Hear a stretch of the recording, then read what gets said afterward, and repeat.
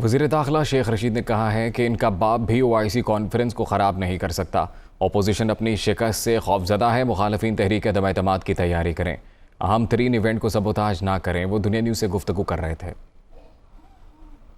इनको पता लग गया है कि इनके बंदे निकल रहे हैं, ये हार रहे हैं और ये ड्रामा करना चाहते हैं। ये अदम एतमाद भी लाते हैं कि नहीं लाते, मुझे तो इस पर भी शक है। ओआईसी कॉन्फ्रेंस जो है इनका बाप नहीं खराब कर सकता, और ये हुकूमत की सालमियत की और पाकिस्तान अफवाज की जिम्मेदारी है कि उसकी हिफाजत करना।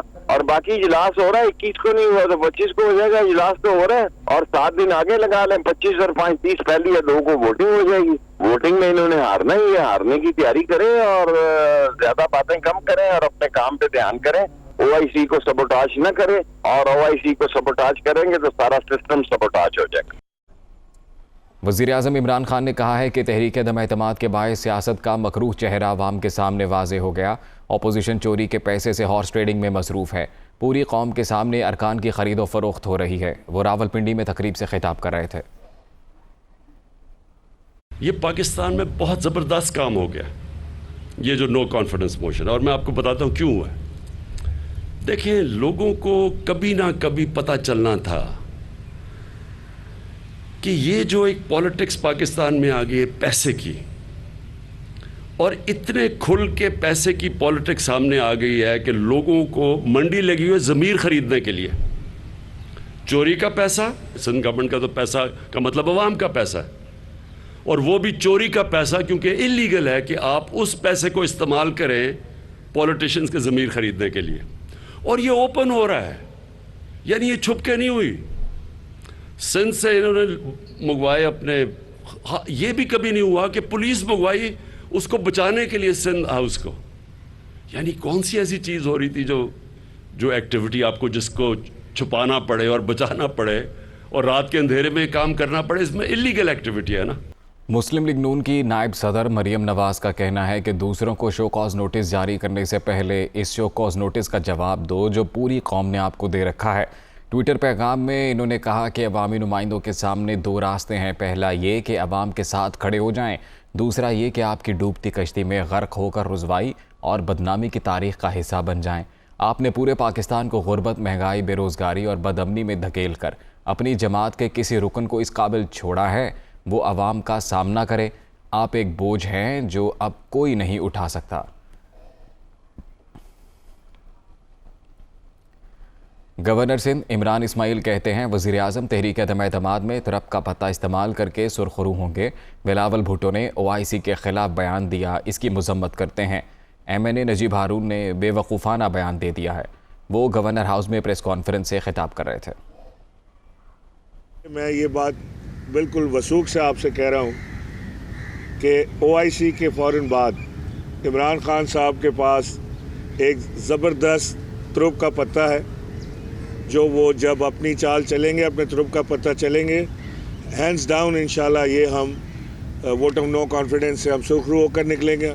बिलावल भुट्टो साहब ने भी एक धमकी दी है कि देखते हैं कि ओआईसी कॉन्फ्रेंस कैसे होती है। ये 15 साल के बाद ओआईसी हो रही है और वो वहाँ बैठ के कह रहे हैं कि देखता हूँ ओआईसी कैसे होती है पाकिस्तान में। तो मैं भी ये जवाब देना चाहता हूँ कि मैं देखता हूँ कि कौन माई का लाल ओआईसी पाकिस्तान में होने से रोक सकता है। मैं नजीब हारून साहब का क्या बोलूँ, मतलब एक बेवकूफ़ाना उनकी बयान है, उसके ऊपर मैं क्या कमेंट करूँ।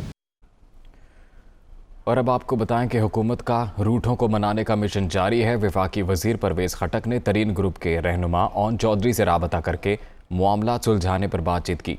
तरीन ग्रुप के ओन चौधरी की जानिब से राबते की तस्दीक करते हुए कहा गया है कि गुज़िश्ता रात परवेज़ खटक ने राबता किया। उन्होंने तरीन ग्रुप को फौरी तौर पर इंतहाई कदम ना उठाने की दरख्वास्त की। परवेज़ खटक ने कहा कि अहम फैसले करने हैं, जल्दी मत करें, जल्द अहम पेशरफ से आगाह करेंगे। PTI रहनुमा हलीम आदिल शेख का कहना है कि सिंध हाउस पर हमला जरदारी और बिलावल की हरकतों की वजह से हुआ। जो हुआ वो नहीं होना चाहिए था, मगर सिंध हाउस पर हमला सिंध पर हमला नहीं है। उन्होंने इस हवाले से कई सवालात भी उठाए। कहा, क्या सिंध हाउस में ख़रीदो फरोख्त नहीं की गई?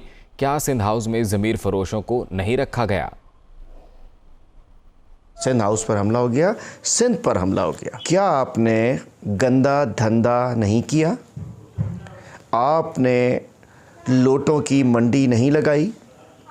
आपने वोटों की ख़रीदारी के लिए ज़मीर फ़रोशी को फ़रोग़ नहीं दिया और उसके बाद चोरी और सीना जोरी मीडिया को बुलाकर उन बेज़मीरों को, ज़मीर फ़रोशों को मीडिया के सामने पेश नहीं किया, सिंध पे हमला नहीं हुआ।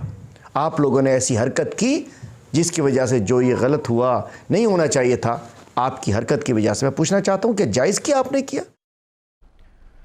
नायब सदर पीपल्स पार्टी सेनेटर शहरी रहमान ने कहा है कि नाअहल सरकार को मालूम हो चुका है कि अब उनके पास मैंडेट नहीं रहा। उनका मंसूबा अब अदम एतमाद में ताख़ीरी हरबे इस्तेमाल करना है। शहरी रहमान ने अपने ट्वीट में कहा है कि वज़ीर आज़म और वज़रा के इश्तियाल अंगेज़ बयानात मुल्क में इंतशार का बायस बन रहे हैं। अरकान कौमी असम्बली को ऑर्डिनेंस के ज़रिए और वोट से पहले नाअहल करने के मंसूबे मावराए आइन हैं। कोई भी ताख़ीरी हरबा इस हुकूमत को बिखरने से नहीं बचा पाएगा। हुकूमत जितने दिन अदम एतमाद में ताख़ीर करेगी उतने ही ज़्यादा अरकान से महरूम होगी।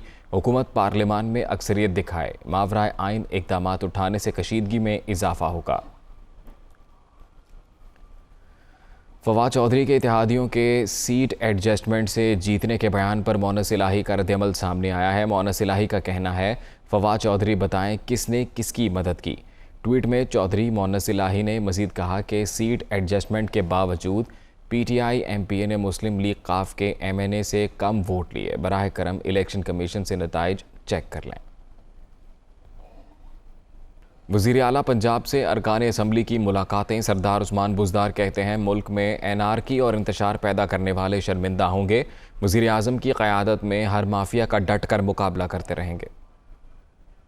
वज़ीर आज़म के खिलाफ तहरीक अदम एतमाद नाकाम बनाने का मिशन। वज़ीर आला पंजाब सरगर्म अरकान असम्बली से मुलाकातों का सिलसिला जारी। सरदार उस्मान बुज़दार से अरकान सूबाई असम्बली लतासब सत्ती, पीर मुख्तार और महियुद्दीन खोसा की मुलाकात। इस मौका पर MPA सैयद अब्बास अली शाह भी मौजूद थे। दूसरी मुलाकात MPA समीउल्लाह चौधरी और सैयद रज़ा बुखारी से हुई। वज़ीर आला पंजाब का कहना था कि तरक्की के सफ़र में रोड़े अटकाने वालों को कुछ हासिल नहीं होगा। वज़ीर आज़म इमरान खान की क़यादत में हर माफिया का डट कर मुकाबला करते रहेंगे। शिकस्त खुर्दा अनासर की कोई कोशिश कामयाब नहीं होगी। सरदार उस्मान बुज़दार का कहना था कि ओपोजिशन को पहले की तरह इस बार भी हजीमत का सामना करना पड़ेगा। ओपोजिशन की सियासी अदम इस्तेकाम पैदा करने की कोशिश कामयाब नहीं होगी। ओपोजिशन की जानिब से जाती एजेंडे को तरजीह देना खुद गर्जी के मुतरादिफ है। वज़ीर आला पंजाब उस्मान बुज़दार का कहना था कि वज़ीर आज़म इमरान खान ने कौम को सर उठाकर जीना सिखा दिया। ओपोजिशन जितनी मर्जी मंडियाँ लगा ले, शिकस्त फिर मुखालिफिन का मुकद्दर है। तर्जुमान पंजाब हुकूमत हसन खावर का कहना है कि मुल्क की सियासी बीमारी खुलकर सामने आ चुकी है। इलाज इमरान खान ही करेंगे। हमला करने वालों ने सुप्रीम कोर्ट पर हमला किया था। PTI हमला करने वाली पार्टी नहीं। इस मुल्क की जो सियासी बीमारी है उसका इलाज भी इंशाल्लाह इमरान खान साहब ही करेंगे।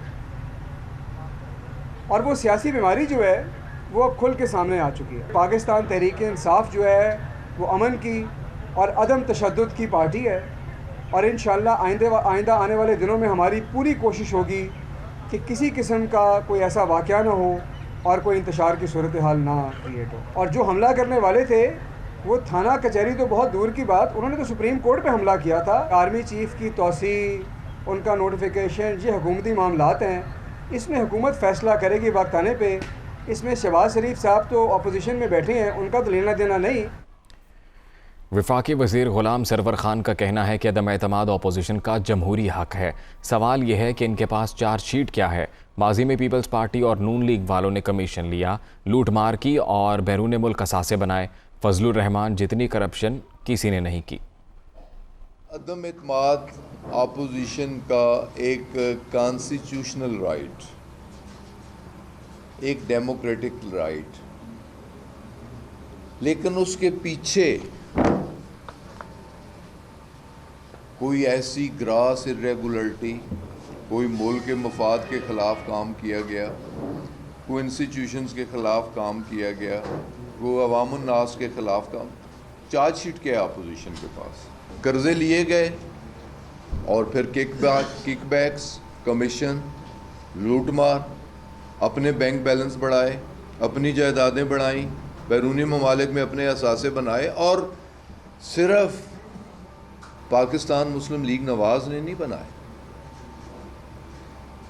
आसिफ अली जरदारी ने भी बनाए, मौलाना फजलुर रहमान इतनी किसी भी मजहबी जमात ने करप्शन नहीं की जितनी मौलाना फजलुर रहमान ने करप्शन की।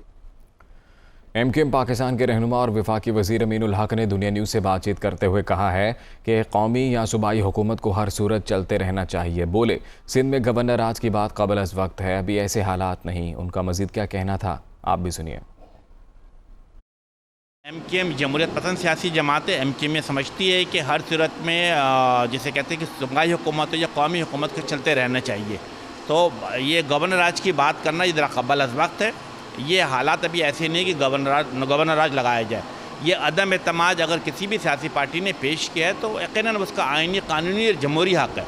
आप उस कानूनी और जमहूरी हक़ को जमहूरी तरीके से मुकाबला करें और जमहूरी तरीके से उसको नाकाम बनाएं।